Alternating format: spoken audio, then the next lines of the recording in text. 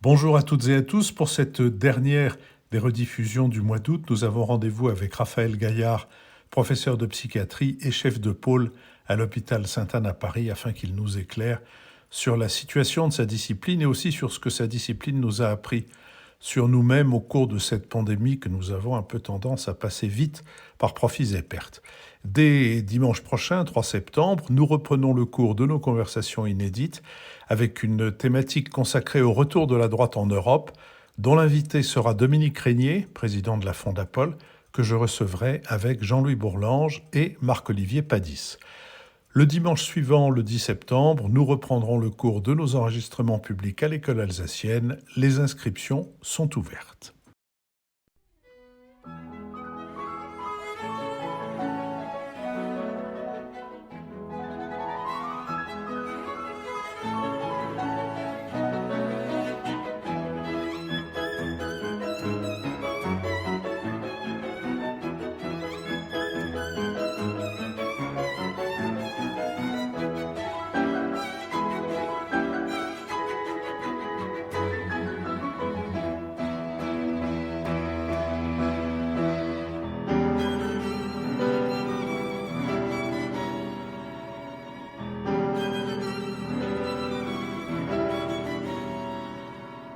Le nouvel esprit public, Philippe Meyer, bonjour.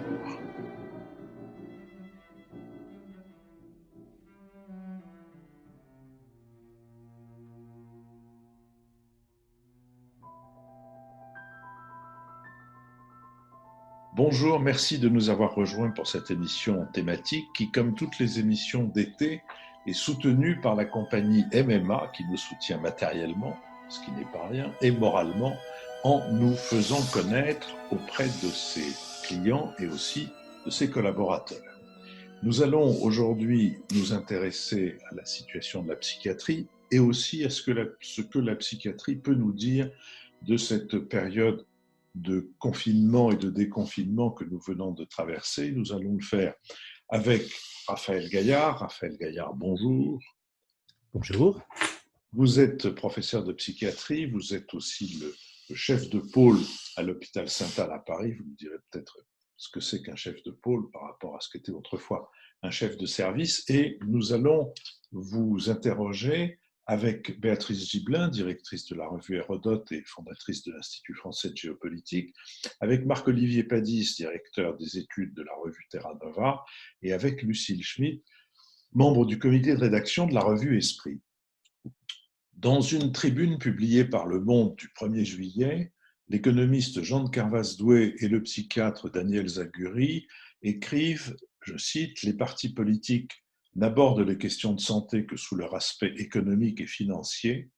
Il y a fort à parier qu'après le choc de l'épidémie de Covid-19, il ne sera pas dit grand-chose de la santé mentale, qui, à notre connaissance, n'est pas à l'agenda du Ségur de la santé lancé le 25 mai. Pourtant, depuis une décennie, la situation est passée de grave à catastrophique. Certes, de tout temps, la folie, terme aujourd'hui refoulé, a dérangé, mais le rejet collectif du différent, de l'anormal dans une société du bien-être, n'explique pas à lui seul la persistance du massacre. Certes, la reconnaissance publique par Agnès Buzyn de l'abandon de la psychiatrie a dégagé l'État d'une posture perverse de déni, mais sur le fond, rien n'a changé. Voilà pour ce qui est du paysage brossé sur la situation de la psychiatrie. Par ailleurs, l'Institut de recherche et de documentation en économie de la santé a publié en juin une étude sur les effets du confinement sur la santé mentale des Français et un tiers des répondants déclarent avoir été en situation de détresse psychologique durant le confinement. On voit par là que la psychiatrie pourrait avoir un rôle important à jouer dans la gestion de l'après-coronavirus, mais comme Jean de Carvaz-Doué et Daniel Zaguri le disent, depuis de nombreuses années, les pouvoirs publics se sont détournés du soin des troubles mentaux. C'est pourtant une spécialité qui est aussi un observatoire pertinent de notre société. Les troubles qu'elle cherche à soulager sont en effet les reflets de notre organisation sociale et de ses dysfonctionnements. Et de plus, la psychiatrie témoigne de la manière dont la défiance est acceptée dans notre pays. Raphaël Gaillard, comme président du Congrès de l'encéphale, vous êtes l'auteur de nombreux articles qui permettent de découvrir la gestion de la crise sanitaire de l'intérieur. On peut y lire que la psychiatrie a une fois encore été le parent pauvre des politiques menées, avec un oubli du groupe hospitalier universitaire psychiatrie dans la distribution de masques, alors que celui-ci accueille 70 000 patients par an. Vous livrez également votre vécu de la crise comme chef d'un pôle qui compte 600 soignants qui ont dû parfois recourir au système D pour continuer à prodiguer des soins. Par ailleurs, vous faites du champ politique une observation clinique qui vous conduit à remarquer qu'il y a une recherche de coupables immédiate qui témoigne de l'impossibilité pour de nombreux citoyens de vivre avec la contingence d'un virus que nous découvrons chaque jour. Cet effritement de la contingence constitue l'être au monde du paranoïaque, ce qui doit nous interroger.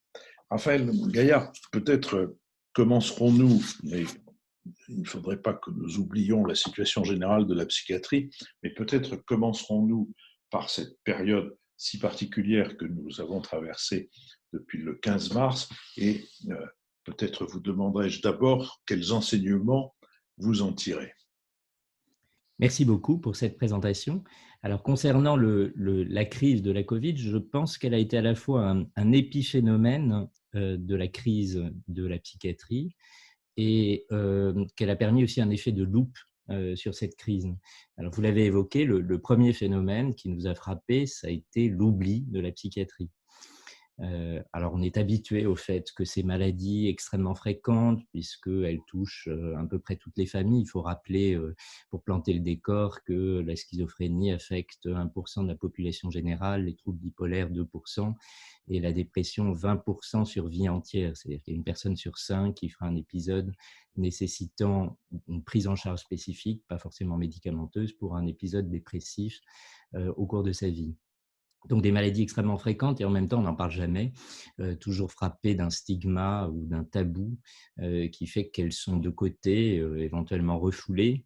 Et cette crise l'a illustré à nouveau de façon exemplaire puisque la psychiatrie a été littéralement oubliée du dispositif sanitaire, y compris simplement du dispositif de protection des soignants.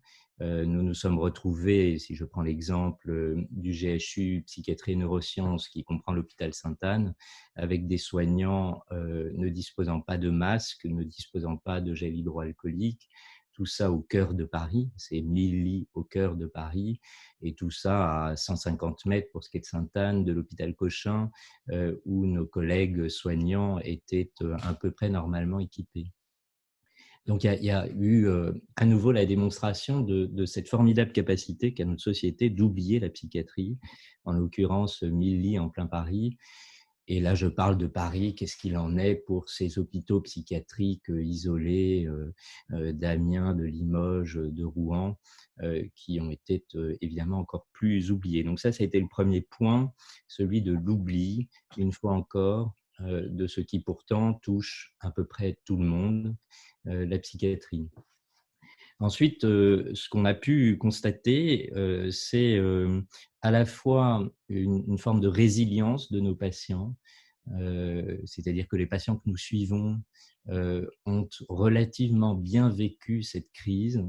Et à vrai dire, on a cette expérience, l'explosion AZF à Toulouse avait littéralement soufflé un hôpital psychiatrique, l'hôpital Gérard Marchand, et il avait été observé cette discipline, cette résilience, cette tenue en fait des patients suivis en psychiatrie. On l'avait observé aussi lors des attentats à Paris, à Nice. Curieusement, nos patients traversent assez bien ces moments d'intense crise sociale, comme si peut-être ce qu'ils avaient pu vivre par ailleurs était d'une toute autre ampleur encore que ces crises sociales. Et donc, ce qu'on a pu observer, c'est une bonne tenue de nos patients. Ça, c'est le deuxième point. Le troisième point, c'est qu'a émergé une catégorie de patients que nous ne connaissions pas.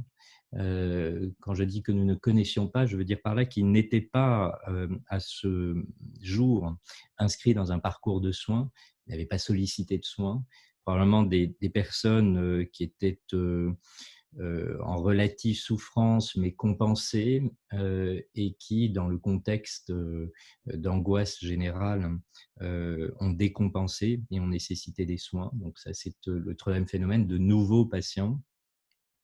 Et puis le quatrième phénomène, il est encore à venir, c'est ce que la crise économique pourra impliquer pour la psychiatrie, en sachant que nous avons l'habitude, nous psychiatres, d'être en quelque sorte des sous-mariniers de la société et donc de voir les lames de fond de cette société. La crise économique à venir, on la pressent déjà au travers notamment de l'incertitude quant aux trajectoires individuelles. Et on est à peu près certain, on l'observe déjà d'ailleurs, qu'elle est à l'origine d'une nouvelle vague, celle-là, une vague de souffrance sociale et de souffrance mentale qui fait l'exercice de la psychiatrie. Marc-Olivier Padis. Oui, je voudrais vous interroger sur vos troisième et quatrième points, un peu sur votre perception des personnes qui vont venir consulter ou qui viennent déjà consulter dans cette période de déconfinement, sur le type de souffrance psychique qu'elles endurent. J'ai une impression que je voudrais vous livrer et livrer à votre critique. C'est qu'on a traversé une période très inhabituelle, un peu archaïque, dans laquelle finalement beaucoup de gens ont eu peur, tout simplement. Ils ont eu peur de la mort, de la maladie, de la souffrance. Et ça m'a fait penser qu'on a lu beaucoup ces 10-15 dernières années, beaucoup de livres sur le fait que les pathologies mentales se transformaient dans la société, qu'on avait affaire à des troubles liés à la réalisation de soi, aux besoins de performance, à des troubles à un malaise un peu insaisissable qui correspondait, enfin, pour lesquels la psychanalyse ou la psychiatrie n'étaient pas tout à fait armées. Bref, ici, on a l'impression de revenir à quelque chose de très simple, de très fondamental, de très archaïque, tout simplement la peur. Est-ce que c'est une impression que vous avez en voyant des nouvelles consultations de gens arriver chez vous? Raphaël Gaillard. Merci pour cette question, parce qu'elle permet de rappeler notre tentative de définition de l'angoisse, qui est quelque chose auquel on est confronté chaque jour dans l'exercice de la psychiatrie, mais qui n'est pas facile à définir. Et on s'accorde sur à ce jour cette simple définition qui désigne l'angoisse sous la forme d'une peur sans objet. Et vous avez beaucoup utilisé ce mot de peur, et je crois qu'il est juste, et il traduit bien l'évolution des personnes au travers de cette crise. C'est d'abord la peur d'un virus, la peur d'une maladie somatique, d'une infection, qui elle-même est très floue. D'abord, on a constaté qu'on n'y comprenait pas grand-chose à cette maladie. C'était censé être un virus respiratoire et c'est devenu beaucoup plus qu'un virus respiratoire. C'était censé être associé dans un pourcentage très réduit de cas à des décompensations respiratoires nécessitant une ventilation mécanique. On s'est aperçu que les choses commençaient avant, continuaient après, et que l'enjeu était bien au-delà de cette question de la réanimation respiratoire. Donc, le virus lui-même, en quelque sorte, a été difficile à cerner et à quelque chose de l'ordre du sans-objet. En tout cas, il n'est pas visible, on ne peut pas se le représenter simplement. Donc lui-même se prête assez bien à l'angoisse, dans la mesure où on ne peut le cerner facilement. Et puis ensuite, il y a eu tout le reste. Qu'est-ce que c'est que le fonctionnement d'une société quand elle vit à l'arrêt, et qu'est-ce que c'est que le fonctionnement d'une société quand elle commence à reprendre son fonctionnement. Et vous pointez un deuxième élément que je n'ai pas évoqué, qui je crois est très important, qui est le moment du déconfinement. Finalement, ces patients que nous ne connaissions pas et qui manifestement ont souffert de cette crise au point de nécessiter des soins, ont d'autant plus souffert que le déconfinement est arrivé. Alors, est-ce que c'est la cinétique de cette souffrance, c'est-à-dire qu'il a fallu 3 mois de difficultés pour qu'ils arrivent aux soins, ou bien est-ce que c'est le déconfinement lui-même qui contribue à cette incertitude, cette incompréhension, Certains ont parlé, de façon un peu impropre d'ailleurs, de syndrome de la cabane. Le syndrome de la cabane, pour les psychiatres qui exercent en milieu pénitentiaire, c'est cette difficulté pour un individu qui sort de prison de sortir de sa chambre, de chez lui, comme s'il restait cloîtré dans le vécu de cette claustration en prison. Je pense un peu excessif de l'appliquer au déconfinement, même si on constate que certaines personnes ne parviennent pas à se déconfiner. En tout cas, ce que ça dit, c'est que le déconfinement, ça a été encore plus d'incertitude et donc encore plus de peur sans objet et donc de l'angoisse. Alors, est-ce que ça remet en cause l'évolution de la clinique psychiatrique de ces dernières années? Je ne crois pas. Ça reste dans les grands fondamentaux de la psychiatrie, l'angoisse, qui elle-même peut s'incarner dans toutes sortes de symptômes. Les symptômes sont souvent des sortes de paratonnerres qui cristallisent, condensent l'angoisse. Donc, je ne crois pas qu'on change les gammes d'expressions symptomatiques aujourd'hui au travers de cette crise. Par contre, on insiste sur ce que l'angoisse peut constituer comme moteur de la souffrance psychique. Lucile Schmitt. Oui, merci Philippe. Je voulais vous interroger, Raphaël Gaillard, vous êtes responsable de pôle, Philippe le rappelait au début de son intervention. Vous avez donc des responsabilités à l'hôpital, qui sont des responsabilités à l'hôpital et par rapport à plusieurs hôpitaux, qui sont des responsabilités d'organisation, des responsabilités d'administration. Et on voit bien à travers le panorama qui a été décrit depuis le début de l'émission, la difficulté de l'État français, de l'administration française, à imaginer, à structurer un avenir pour la psychiatrie. Et on voit bien que la psychiatrie a des difficultés particulières de moyens. Et en ce sens, je trouve que ce serait intéressant que nous revenions sur la manière dont on devient psychiatre aujourd'hui, la formation, le lien entre les médecins et les infirmiers dans l'exercice pratique quotidien de la psychiatrie. Comment est-ce que les choses se passent? Où est le manque criant de moyens? Est-ce que la formation des psychiatres est aujourd'hui satisfaisante? Je voyais qu'il n'y a pas de concours particulier pour devenir psychiatre, qu'il y a beaucoup de postes qui ne sont pas pourvus, que d'une certaine manière, on peut choisir d'être psychiatre parce qu'on n'a pas pu devenir chirurgien. Est-ce que tout cela a un sens? Je pense que ce serait d'autant plus important qu'on ressent en vous écoutant que l'analyse du psychiatre pour comprendre les décisions politiques, nos manières de voir, l'incertitude, la contingence, même puisque c'est le terme que vous avez utilisé dans une de vos chroniques, c'est très important pour comprendre la complexité. Alors, comment expliquer que l'avenir de la psychiatrie soit aussi difficile à organiser en termes de choix collectifs? Raphaël Gaillard. Alors, pour un mot sur la formation des psychiatres très, très rapidement, c'est une discipline médicale donc, qui fait l'objet d'un choix au moment du concours de l'internat, qui ne s'appelle plus l'internat, mais les épreuves classantes nationales. Donc, un futur psychiatre fait sa première année de médecine, aujourd'hui réformée, puis son deuxième cycle, fin de premier cycle et deuxième cycle d'études médicales, passe ce concours et choisit sa discipline en fonction de son classement. Il choisit la ville d'affectation et la discipline en fonction du classement. Dans l'ensemble, et sans qu'on en tire forcément de conclusion immédiate,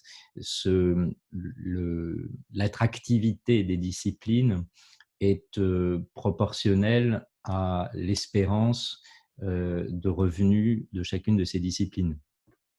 Ça veut dire que les disciplines les mieux choisies sont la cardiologie, la dermatologie, l'ophtalmologie, la radiologie, et les disciplines les moins bien choisies sont des disciplines très cliniques qui ne reposent pas sur des actes techniques rémunérés comme tels.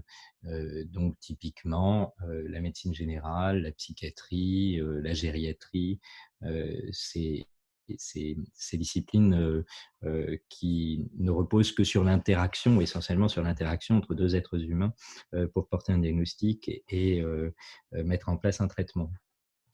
Alors, est-ce que ça aboutit à un désamour de la psychiatrie?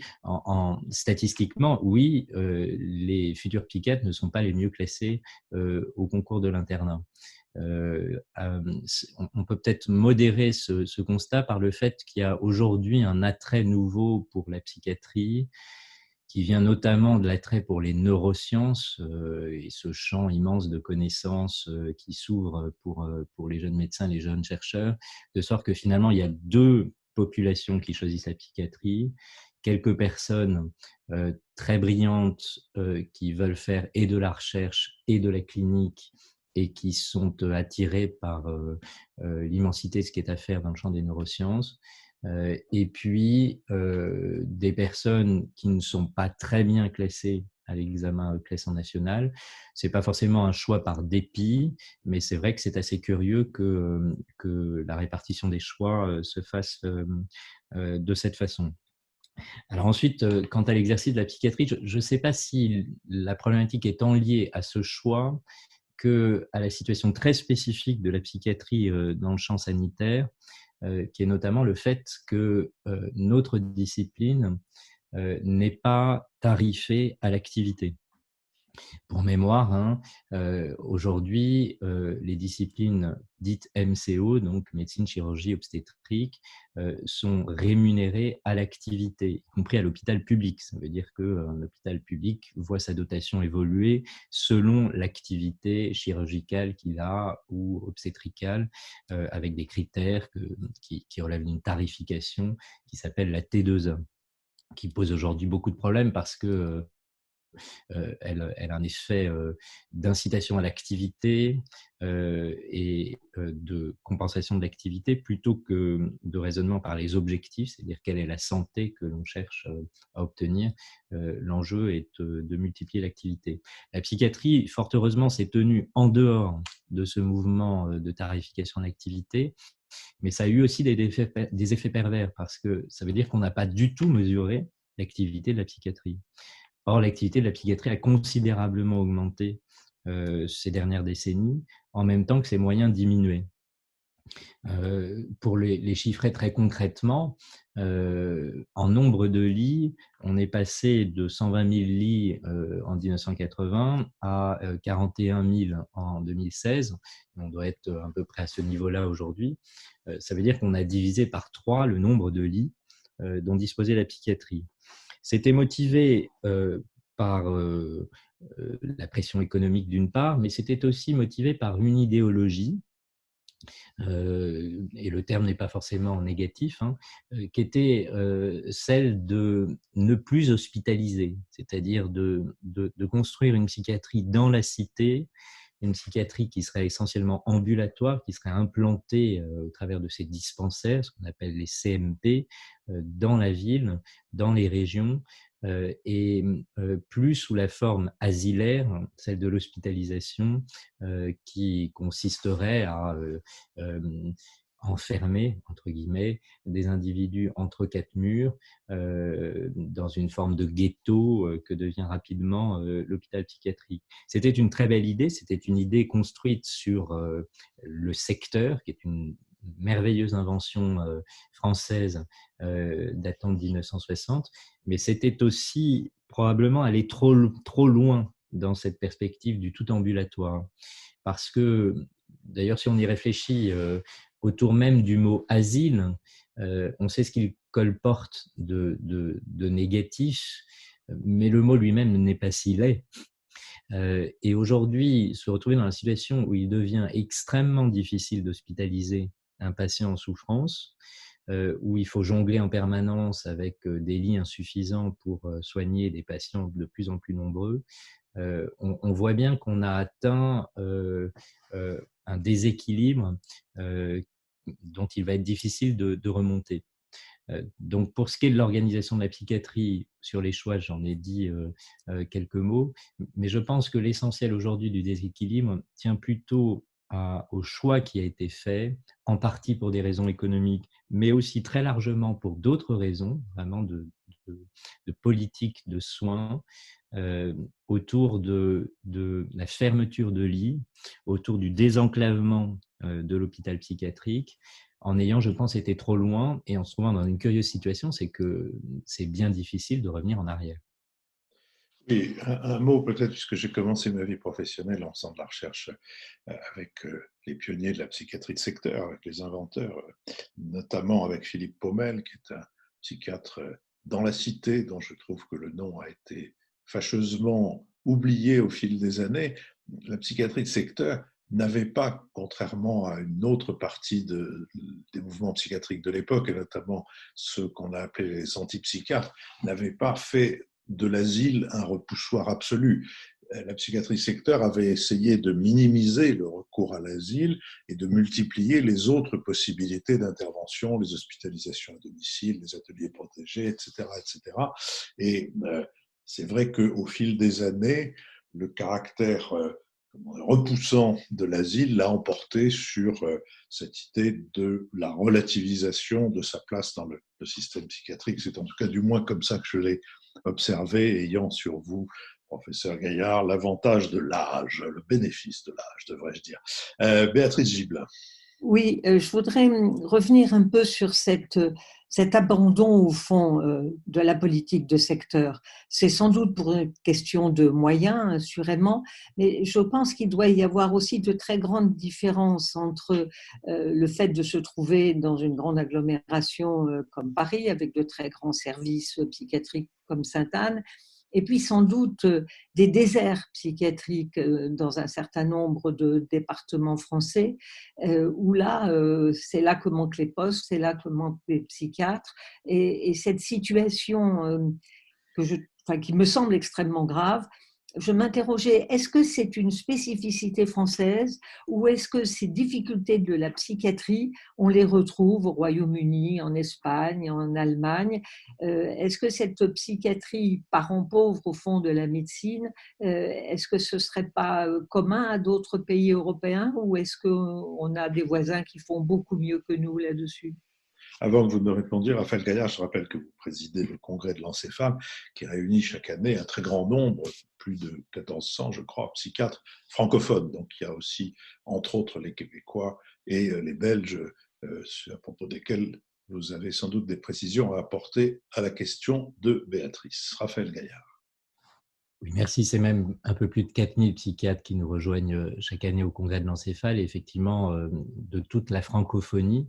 Et puis évidemment, au titre de notre activité universitaire, nous avons des collaborations avec beaucoup de pays étrangers. Je crois que le caractère spécifique, volontiers isolé, voire stigmatisé de la psychiatrie, il est commun à tous les pays, toutes les longitudes, toutes les latitudes. Il n'y a pas de formidable réussite. Je crois que c'est inhérent à ce que la pathologie psychiatrique, la maladie mentale, a elle-même de stigmatisant.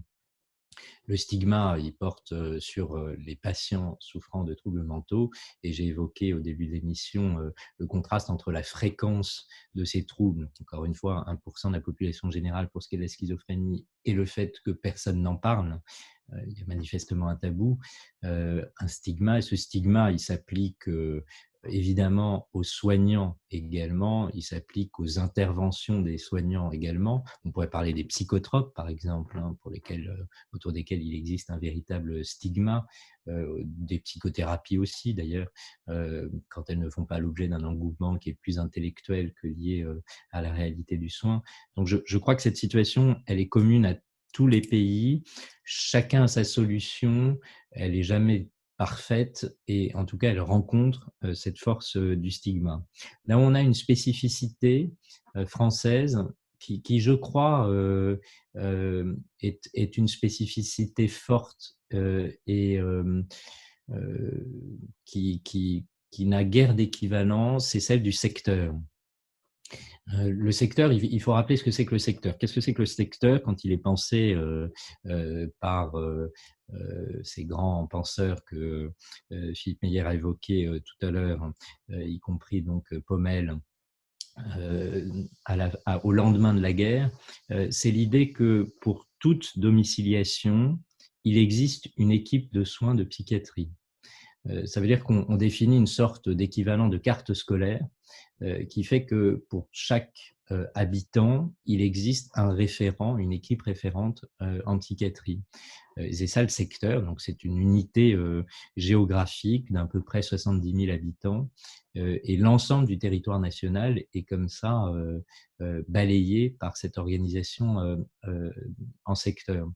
Et je crois que c'est essentiel d'avoir ce type d'organisation parce que ça permet, en tout cas ça vise à limiter, là encore, les effets du stigma, c'est-à-dire l'oubli possible des patients. On parle souvent, on n'en a pas parlé là, de la question de l'obligation de soins en psychiatrie.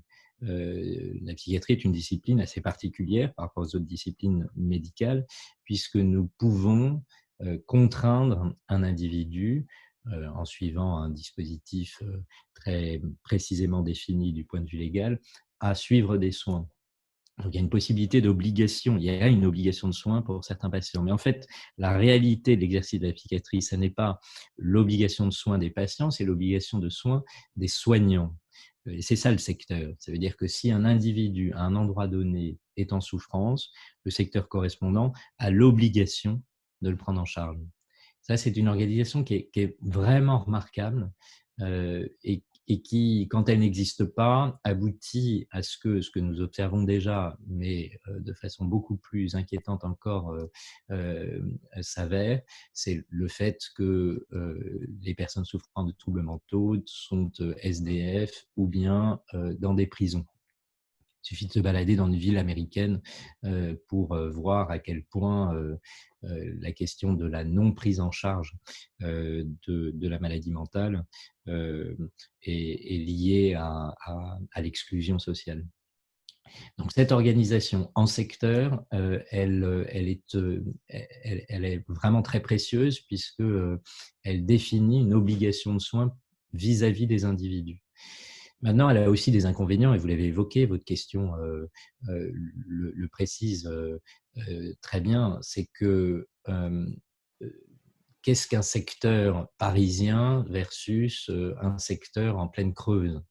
Qu'est-ce que 70 000 habitants dans Paris par rapport à l'Aveyron? Évidemment, ça n'est pas du tout la même entité, ça n'est pas du tout la même fonction. Et je crois qu'il faut qu'on soit capable de faire évoluer le secteur pour qu'il rende compte de cette disparité dans la démographie du secteur concerné. Et ce n'est pas le cas aujourd'hui. Là, c'est peut-être un effet pervers d'ailleurs de l'absence de mesure de l'activité. J'ai évoqué tout à l'heure le fait que la psychiatrie s'était tenue, et heureusement, en dehors de la T2A. De ce fait, le secteur sédimente une sorte d'histoire locale sans réelle possibilité d'évolution, ce qui n'est pas satisfaisant. Je vais donner juste un exemple qui est celui du psychotraumatisme. Pour différentes raisons, la France, qui avait beaucoup pensé l'enjeu du psychotrauma, s'en est complètement détachée, ou largement détachée. Il se trouve que l'enjeu du psychotrauma est redevenu, hélas, un enjeu majeur, au gré essentiellement du terrorisme. Et il a fallu réinventer une offre de soins dans le champ du psychotrauma, mais c'était difficile de le faire à partir du secteur, puisque chaque secteur comportait une équipe de soins occupée à des soins, et qu'on ne pouvait pas du jour au lendemain leur dire vous allez en plus inventer un nouveau soin, celui qui correspond au psychotrauma. Donc on voit comment le secteur est un garant de la prise en charge des patients faisant l'objet du stigma, et donc il faut absolument non seulement le protéger, mais le cultiver, mais en même temps il faut le faire évoluer parce qu'il est aussi facteur d'immobilisme. Olivier Padis. Je voudrais vous interroger sur les rapports entre la psychiatrie et la gériatrie. Vous avez dit que les patients de psychiatrie, ou la psychiatrie fait partie des grands oubliés de la médecine, mais alors à certains égards, les personnes âgées ou très âgées font aussi partie des oubliés de notre société. Et avec le vieillissement général de la population, l'allongement de la durée de vie et des personnes qui vivent vraiment très très âgées, on voit des phénomènes où il y a des besoins de prise en charge aussi pour des pathologies mentales, des dépressions, parfois des troubles plus graves de dégénérescence pour lesquels en fait la médecine ne peut pas grand-chose. Enfin bref, quand on va dans un EHPAD, aujourd'hui, on voit des gens qui prennent beaucoup de médicaments psychotropes. Donc, comment comprendre ce rapport entre gériatrie et psychiatrie? Comment est-ce que vous définiriez leur relation actuellement? Raphaël Gaillard. Alors, elle est en pleine évolution parce qu'est née une surspécialité qui est la psychiatrie de la personne âgée, en ayant bien pris conscience du fait qu'il y avait un enjeu d'interaction entre la psychiatrie et la gériatrie, et qu'il fallait donc organiser une spécialité spécifique, une surspécialité à partir de la psychiatrie. Donc elle est en pleine évolution. Cela étant, je crois qu'on peut dire plusieurs choses. Premièrement, le vieillissement de la population générale et ou l'allongement de la durée de vie fait que cette question est évidemment majeure pour tous les pays développés, et qu'il faut construire une prise en charge des individus prenant de l'âge qui ne soit pas que celle du handicap, de la dépendance, autour notamment des EHPAD. Donc il y a vraiment un enjeu à penser l'accompagnement des personnes âgées. Deuxièmement, vous avez évoqué incidemment la question des psychotropes. En les décrivant comme on ne devrait pas les décrire, c'est-à-dire comme remplaçant, on l'entend dans votre question, l'interaction, c'est-à-dire un individu qui reçoit des psychotropes, de nombreux psychotropes, avez-vous dit, et on pense entendre dans votre question pour ne pas l'écouter. Alors évidemment, ça c'est une problématique type de la psychiatrie, qui est celle du lien humain, et de ce que nous voulons, nous, psychiatres, cultiver du lien humain. Alors c'est difficile en période de passage de distanciation sociale, c'est presque un paradoxe, mais c'est évident que la question du devenir des personnes âgées, comme la question plus générale de la souffrance psychique, pose avant tout celle des façons que nous pouvons penser de cultiver le lien social. Ça ne veut pas dire qu'il y a une opposition d'ailleurs entre psychotropes et psychothérapie, entre prise en compte de la personne et prescription d'un psychotrope.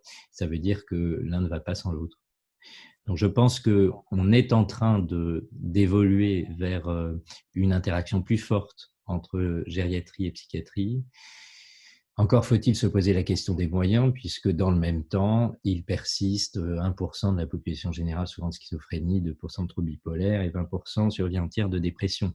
Donc on ne peut pas non plus réorienter les forces vives de la psychiatrie vers un nouvel enjeu en oubliant ces pathologies qui, elles, sont toujours aussi fréquentes. Béatrice Gibelin. Oui, nous n'avons pas du tout évoqué la psychiatrie liée aux problèmes d'addictologie, que ce soit la drogue, les différentes formes de drogue, ou l'alcool qui est aussi une forme de drogue. J'ai toujours l'impression que dans ce pays, on ne prend pas suffisamment la mesure, ou en tout cas on ne donne pas suffisamment de moyens à traiter les troubles psychiatriques liés aux problèmes, par exemple, de l'alcoolisme. Est-ce que vous partagez cette façon de voir, ou est-ce que vous pensez que non, aujourd'hui, les choses sont bien prises en charge et qu'elles se passent bien quand on voit... Pardon, Raphaël Gaillard. Je crois que Béatrice a sauté. Oui. Raphaël Gaillard. Alors, sur les conduites addictives, d'abord, force est de constater qu'elles sont toujours aussi fréquentes. Elles évoluent de conduite addictive, donc de toxicomanie, à des substances. On voit aujourd'hui toute une série de conduites addictives dites sans objet, c'est-à-dire comportementales, aux jeux vidéo, à la pornographie. Et c'est tout un champ d'exercice de l'addictologie qu'il faut penser au travers de ces consommations d'autres choses que de substances. Ça, c'est un premier point. Le deuxième point, c'est que la difficulté de l'addictologie, je trouve, c'est qu'elle ajoute au stigma des maladies mentales que j'ai évoqué au cours de cette émission, un réflexe que j'ai envie de qualifier de judéo-chrétien, qui est celui de la pénitence, de la culpabilité de la pénitence. C'est-à-dire que le modèle longtemps en addictologie a été celui du sevrage et de l'abstinence. Il reste pertinent pour certains patients et il faut évidemment savoir mettre en place les conditions qui permettent ce sevrage prolongé. Mais d'autres pays ont une conduite beaucoup plus pragmatique qui a été celle de la réduction de la consommation. En fait, plutôt que chercher le Graal de l'abstinence, qui je crois est vraiment porté comme Graal par des considérations quasi religieuses, l'objectif, c'est vraiment celui de minimiser les risques liés à une conduite addictive. Et la première minimisation, c'est la réduction de la consommation. Et donc, c'est d'intervenir dans toute une série de gammes d'interventions qui visent non pas à supprimer définitivement, tant est que ce soit possible, la conduite addictive, mais à en limiter les conséquences. Donc, il y a eu un changement de paradigme en addictologie qui est difficile à obtenir, qui consiste à repérer les nouvelles conduites addictives, à ne pas oublier les anciennes, et la problématique notamment des conduites addictives liées à l'alcool en France, et à mettre au point des nouvelles stratégies qui visent à réduire les risques liés à une consommation, plutôt que viser, avec une ambition qui est tout à fait discutable, et en tout cas qui n'est pas adaptée à bon nombre de patients, l'abstinence. Lucile Schmitt. Oui, je voulais passer à… Enfin, dans le texte dont parlait Philippe au départ, de Daniel Zaguri et de Jean de Carvaz-Doué, il qualifiait la psychiatrie de discipline biopsychosociale. Et je me suis dit, tiens, ça c'est mystérieux, mais on voit en tout cas qu'il y a là l'idée qu'il faut tenir à la fois quelque chose de très social, de très quotidien, et le médecin généraliste voit des patients déprimés, et aussi le champ de la recherche. Vous parliez tout à l'heure des neurosciences et de l'horizon qu'elles offrent aux jeunes psychiatres lorsqu'il s'agit de se spécialiser. Et je voulais vous demander comment est-ce qu'on maintient l'ensemble de l'échelle, c'est-à-dire entre la médecine d'application, le lien d'ailleurs entre le psychiatre à l'hôpital et le médecin généraliste, comment ça se passe, et puis comment est-ce qu'on maintient le lien avec la recherche, le côté assez palpitant, en fait.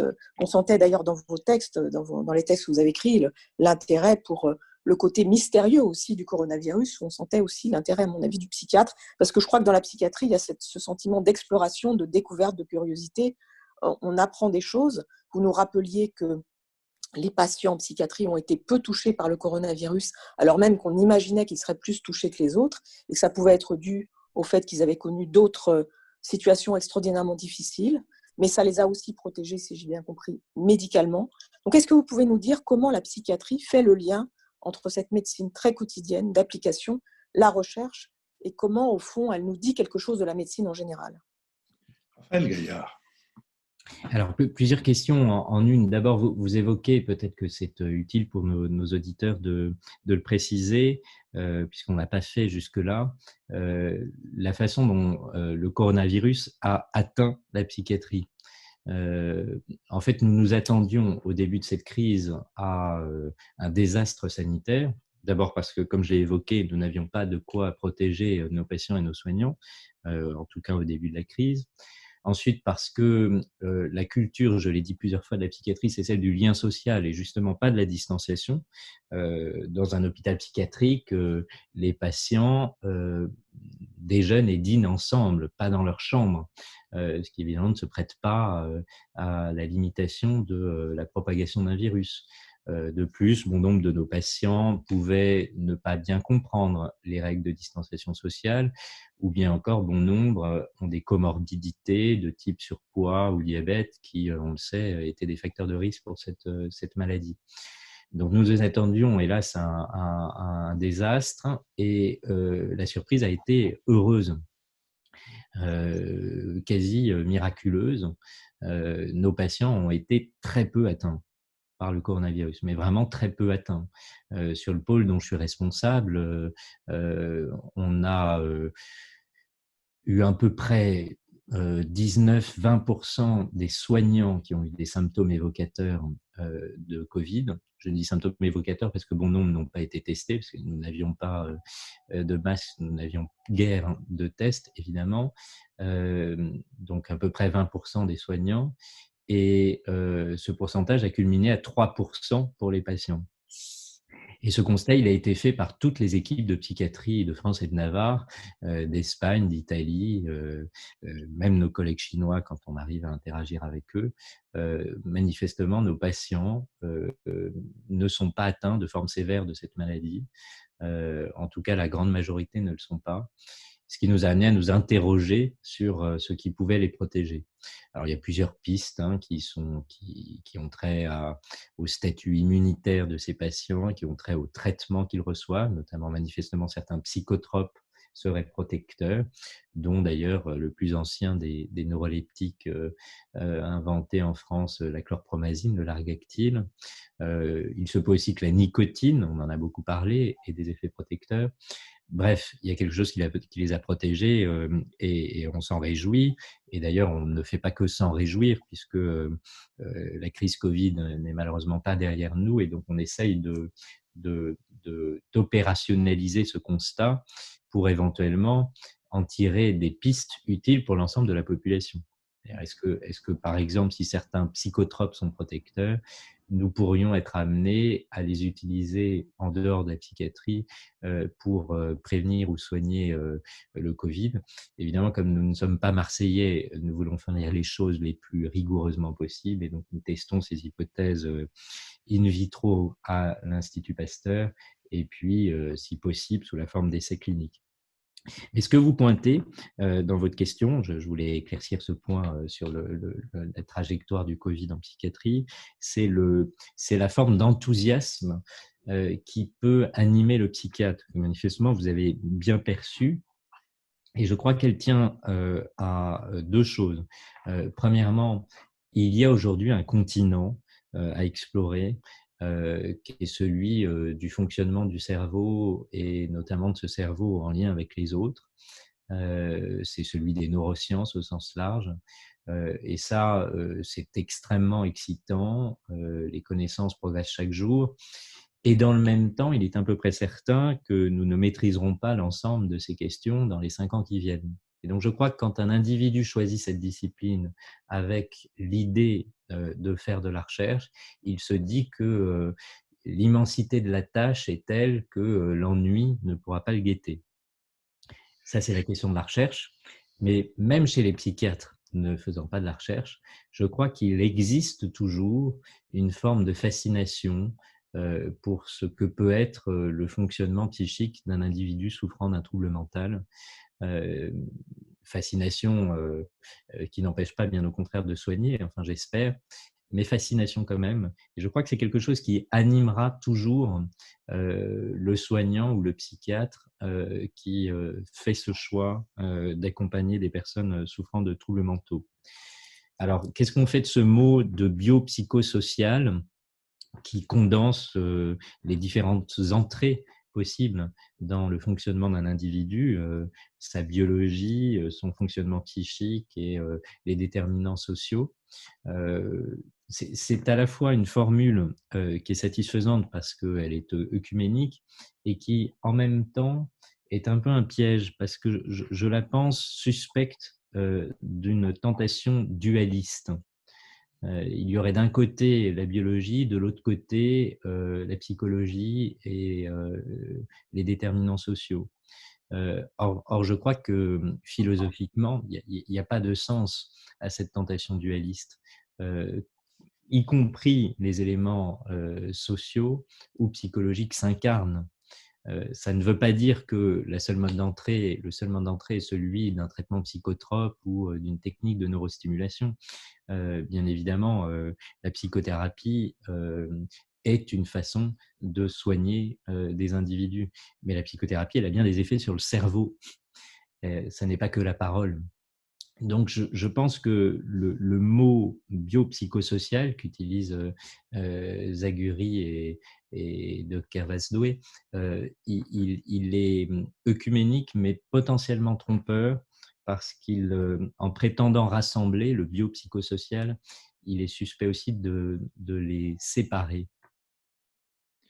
Je voudrais, Raphaël Gaillard, revenir un peu en arrière, ou en tout cas repartir dans une autre direction, qui est celle de ce que la période et l'observation que vous avez pu faire des comportements vous a appris. Vous utilisez, vous parlez à plusieurs reprises de la recherche immédiate de coupables et de l'effritement de la contingence. Est-ce que vous pouvez en dire plus sur ces deux expressions? Alors, sur la contingence, d'abord, la contingence, donc ce qui pourrait ne pas être, c'est normalement quelque chose qui amène à suspendre son jugement, c'est-à-dire à proprement s'étonner et à prendre le temps de cet étonnement. Et je crois qu'on a de plus en plus de mal à prendre le temps de cet étonnement, que immédiatement il faut des explications. Ces explications, elles sont volontiers causalistes, ce qui n'a d'ailleurs pas de sens dans une démarche scientifique. La recherche des causes, on recherche les mécanismes à l'œuvre, on ne cherche pas les causes, sinon on finit toujours dans cette démarche causale à Dieu, cet asile de l'ignorance pour Spinoza. Donc je pense qu'on a énormément de mal aujourd'hui à faire le constat qu'on ne comprend pas. Et finalement, cette crise du coronavirus, ça a été celle de l'incompréhension avant tout, y compris dans le champ médical d'ailleurs, je l'ai dit tout à l'heure, on a commencé en France à faire face à cette crise en ayant des idées reçues qui sont avérées largement fausses quant à ce qu'est ce virus. Et donc, quand on constate notre absence de connaissance, je crois que le premier mouvement doit être celui de l'étonnement et d'une forme de suspension du jugement pour marquer le temps d'arrêt de l'étonnement et ensuite mettre en place les moyens de comprendre. Ça, c'est facile à dire, mais très difficile à faire, en fait, parce que la tentation constante, dans une situation d'incertitude, c'est de créer un fil narratif qui explique les choses. On a parlé tout à l'heure de l'angoisse, peur sans objet, mais plus généralement, si on considère l'incertitude amène toujours à chercher des explications. Il y a d'ailleurs des expériences de psychologie sociale absolument remarquables qui montrent que si vous induisez de l'incertitude chez un individu, alors comment est-ce qu'on induit de l'incertitude chez un individu?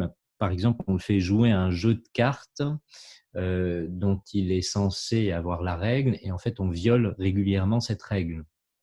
Donc, il joue face à un ordinateur et en fait, régulièrement, ce qui devrait se passer après tel ou tel choix de carte n'est pas respecté. Donc, ce que vit l'individu, c'est une majoration de l'incertitude puisque son modèle explicatif du monde, ici un jeu de cartes, n'est plus satisfaisant. Et si vous induisez de l'incertitude chez un individu, eh bien, immédiatement après, il adhère statistiquement plus souvent à des perceptions. Des perceptions, ça veut dire que vous lui montrez un peu comme un Rorschach, un nuage de points ou d'encre. Il y voit beaucoup plus de choses, il voit beaucoup plus de patterns que s'il n'était pas dans une situation d'incertitude. Et même plus encore, il adhère plus à des superstitions, voire à des théories conspirationnistes, que s'il n'était pas dans une situation d'incertitude. Donc, ce qu'on peut observer à l'échelle d'une population générale, c'est que l'incertitude, c'est le petit frère de la peur sans objet, donc de l'angoisse, et c'est très inconfortable, premièrement. Deuxièmement, là où nous devrions suspendre notre jugement au vu de notre incompréhension des phénomènes, on se précipite pour d'une certaine façon, épuiser, consommer cette incertitude au travers de possibles explications, c'est-à-dire qu'on adhère anormalement vite à des superstitions ou croyances. Et ça, je crois qu'on l'a vu à l'œuvre en boucle pendant cette crise. Et je crains que ce soit très inquiétant pour l'avenir parce que j'ai parlé de notre fascination pour ce que nous ne comprenons pas. Encore faut-il tolérer l'incertitude qui est née de cette incompréhension. Et manifestement, c'est difficile. Marc-Olivier Padis, c'est à vous que reviendra la dernière question de ce trop court entretien. Oui, ça me fait penser votre toute dernière remarque à un entretien qu'il y a eu avec le philosophe Jürgen Habermas dans Le Monde au début de l'épidémie, où il rappelle que le propre du régime démocratique, c'est justement que c'est un régime d'incertitude d'une façon structurelle quasiment, et que ce qu'on voyait à l'œuvre, c'était la décision politique dans un contexte d'incertitude qui est le nôtre. Et donc, ça ouvre des réflexions, ce que vous dites aussi, sur les conséquences politiques, c'est-à-dire que nous sommes nécessairement un peu dans une situation de malaise et d'incertitude en régime démocratique. Mais la question que je voulais vous poser, c'est ce qui est vraiment passionnant à vous écouter, c'est que pour un observateur extérieur de la psychiatrie, on a l'impression aussi, on n'en a pas parlé, que c'est un domaine dans lequel il y a beaucoup de querelles de chapelle. Et en vous écoutant, on a l'impression que ces querelles, en fait, c'est peut-être une représentation du passé, parce que vous avez dit d'emblée, ce qui compte, c'est le lien humain. Il ne faut pas opposer les psychothérapies aux médicaments. Vous parlez aussi des neurosciences. Et donc, on a l'impression que toutes sortes de clivages enfin, en tout cas, que moi, je croyais installés entre psychothérapie et neurosciences, etc. Finalement, ce sont des clivages qui appartiennent un peu au passé et qu'on est rentré dans un autre cycle de la psychiatrie. Alors, merci pour cette question. Et puis, je vais m'empresser de lire Habermas. Je pense effectivement qu'il y a un effet générationnel. C'est-à-dire qu'il y a eu une cristallisation des conflits, parfois quasiment au couteau, entre les tenants de différentes conceptions de la psychiatrie, en fait, entre différentes obédiences. Et j'ai l'impression que le choix de la jeune génération est dans l'ensemble tout à fait transversal à ces querelles de clocher. Je crois qu'il y a une forme de pragmatisme dans les choix des jeunes soignants, des jeunes psychiatres, qui ne représentent plus du tout la violence de ces conflits, qui était vraiment une violence quasiment physique. Alors c'est avant tout une très bonne chose, parce que je crois que ces divisions ont fait énormément de mal, elles sont toujours instrumentalisées politiquement au sens de la promotion de quelques individus ou quelques groupes, et pas du tout dans l'intérêt collectif. Et donc, je pense que c'est une très bonne chose que les clivages ne soient plus aussi actifs et que des choix puissent être faits de façon transversale. Peut-être qu'on peut en même temps se poser la question de ce qui fera la tenue, la cohérence de la trajectoire d'un individu choisissant la psychiatrie. Il y a quelque chose aujourd'hui un peu de la façon dont on désigne ce fonctionnement chez les étudiants américains, c'est ce qu'on appelle le shopping around, c'est-à-dire on prend un peu des idées de tous les champs et on en fait son propre cursus, sans qu'il y ait réellement de colonne vertébrale, sans qu'il y ait de perspective établie. Je pense que la bonne façon probablement de fréquenter la psychiatrie, c'est de se garder d'adhérer à une idéologie et donc ne pas rentrer dans les querelles anciennes de clocher, mais en même temps de s'efforcer de cultiver au moins un exercice spécifique de façon plus extensive, qui soit celui de la psychanalyse ou des neurosciences, peu importe, parce qu'il faut quand même pouvoir naviguer à partir d'un exercice plus spécifique.